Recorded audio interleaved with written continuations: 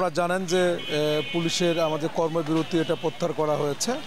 আজকে সকাল থেকে আমরা ট্রাফিক পুলিশ, থানা পুলিশ আমরা কাজ করছি। থানা অফিসে আমাদের সমস্ত অভিযোগ, মামলা, মোকদ্দমা এর আগেও গ্রহণ করছিলাম, সেটা অব্যাহত আছে। এছাড়া মাঠ পর্যায়ে আজকে সকাল থেকে আমরা নামছি। আমরা ট্রাফিক পুলিশ থেকে এলাকায় আইনশৃঙ্খলা পরিস্থিতি সমুন্নত রাখার লক্ষ্যে আমরা থানা পুলিশ এবং ট্রাফিক পুলিশ এবং এলাকার জনগণের একসাথে নিয়ে আমরা কাজ করছি। ধন্যবাদ।